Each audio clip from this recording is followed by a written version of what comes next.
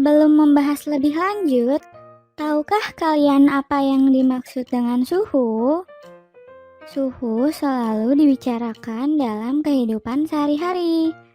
Pada bab ini, kamu akan mempelajari suhu, cara pengukurannya, serta akibat dari perubahannya. Lalu, bagaimanakah mengetahui suhu benda? Kita tahu bahwa indera perasa dapat merasakan panas dan dingin. Namun, apakah indera merupakan pengukur panas atau dingin yang handal? Untuk mengetahui apakah indera sebagai pengukur suhu yang handal, mari kita lakukan percobaan berikut. 3 bejana diisi dengan air panas, air keran, dan air es. Lalu, tangan kanan dicelupkan ke dalam air panas dan tangan kiri dicelupkan ke dalam air es. Diamkan beberapa saat. Kemudian, kedua tangan segera dimasukkan secara bersamaan ke dalam bejana berisi air keran. Tangan kanan terasa dingin, sedangkan tangan kiri terasa hangat. Padahal, kedua tangan diletakkan pada air yang sama. Lalu, apakah menurut kalian indera perasa dapat digunakan sebagai pengukur suhu yang handal? Hasil kegiatan penyelidikanmu menunjukkan bahwa indera perasa memang dapat merasakan tingkat panas benda. Tetapi indera perasa bukanlah pengukur tingkat panas yang handal. Suhu benda yang diukur dengan indera perasa menghasilkan ukuran suhu yang kualitatif, sehingga tidak dapat digunakan sebagai acuan. Karena suhu harus diukur secara kuantitatif dengan alat ukur suhu yang kita sebut dengan termometer. Jenis-jenis termometer. Jenis pertama adalah termometer zat cair. Secara umum, benda-benda di alam akan memuai jika suhunya berubah. Kenyataan ini dimanfaatkan untuk membuat termometer dari zat cair. Untuk lebih jelasnya, perhatikan animasi berikut. Ini adalah termometer yang diisi dengan zat cair. Jadi, ketika suhunya meningkat, permukaan zat cair akan naik. Begitu juga sebaliknya. Jika suhunya turun atau rendah, maka permukaan zat cair juga akan turun. Pada umumnya, zat cair yang digunakan untuk mengisi termometer adalah air raksa dan alkohol jenis tertentu. Baik raksa maupun alkohol, masing-masing memiliki kelebihan dan kekurangannya. Untuk air raksa, memiliki keistimewaan yaitu warnanya yang mengkilap dan cepat bereaksi terhadap perubahan suhu. Namun, raksa sangat beracun, sehingga akan berbahaya jika termometernya pecah. Sedangkan untuk alkohol, biasanya harus diberi tambahan pewarna biru atau merah untuk membedakan suhunya jika sedang naik ataupun turun. Alkohol tidak seberbahaya dari air raksa, sehingga lebih aman digunakan sebagai pengisi termometer. Berikut adalah beberapa contoh termometer yang menggunakan zat cair sebagai isi dari termometer. Contoh yang pertama adalah termometer laboratorium.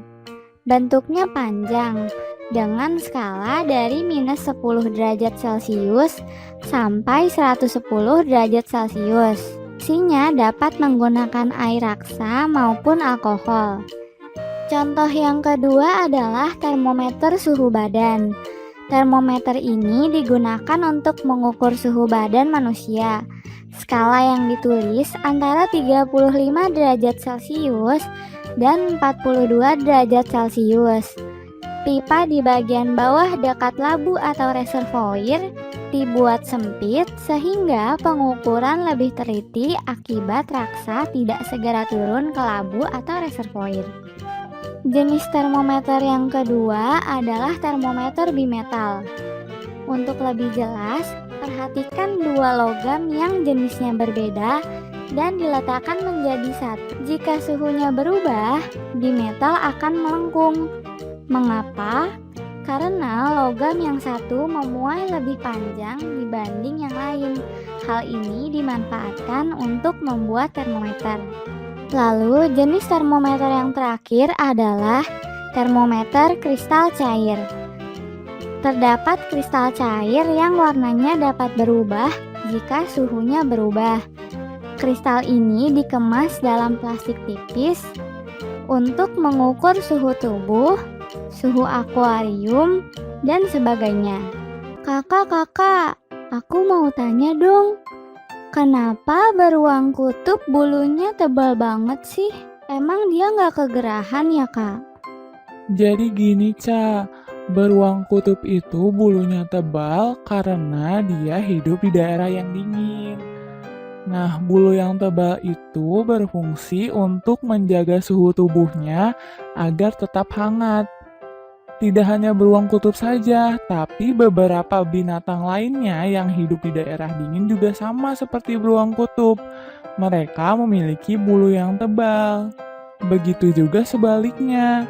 Beberapa binatang yang hidup di daerah panas atau gurun memiliki bulu yang sedikit dibandingkan dengan binatang yang hidup di daerah dingin.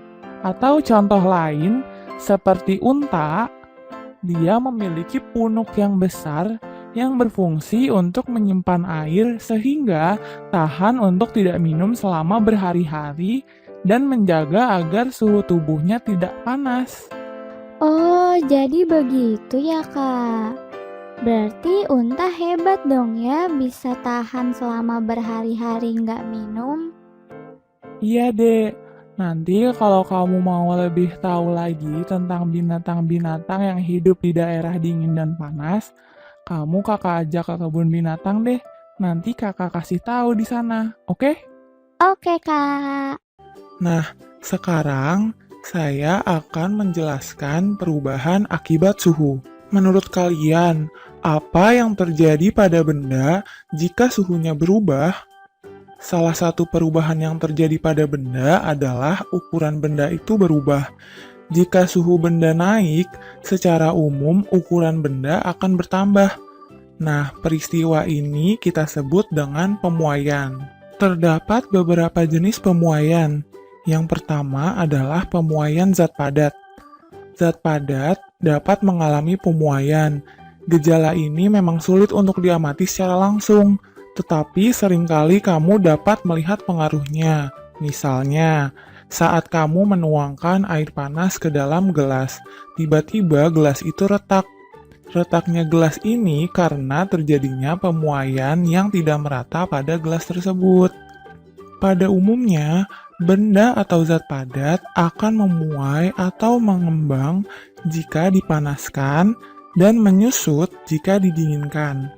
Pemuaian dan penyusutan itu terjadi pada semua bagian benda, yaitu panjang, lebar, dan tebal benda tersebut. Nah, oleh karena itu, para perancang bangunan, jembatan, juga jalan raya harus memperhatikan sifat pemuaian dan penyusutan pada bahan karena perubahan suhu. Jembatan pada umumnya dibuat dari besi baja yang saling disambungkan satu dengan lainnya. Untuk itu, agar sambungan besi baja tidak melengkung karena memuai akibat terik matahari atau menyusut di malam hari, sambungan-sambungan besi baja tidak boleh dipasang saling rapat satu dengan lainnya. Harus ada rongga yang cukup di antara sambungan-sambungan tersebut. Nah, prinsip dari jembatan juga sama dengan rel kereta api, karena rel kereta api juga dapat melengkung akibat pemuaian. Oke teman-teman, kakak kasih tahu lagi contoh yang lainnya ya. Kalian pernah melihat kan kabel yang dipasang di tiang listrik di pinggir jalan? Kabel tersebut tidak pernah dipasang secara tegang karena ketika terik matahari, kabel tersebut akan memuai. Seperti gambar berikut. Ketika malam hari, kabel tersebut akan menyusut. Jadi, itulah alasannya kenapa kabel listrik tidak pernah dipasang secara tegang atau lurus. Karena yang ditakutkan adalah ketika malam hari, kabel tersebut akan semakin menyusut dan dapat mengakibatkan putus. Begitu teman-teman. Nah, kita sudah membahas pemuaian pada zat padat.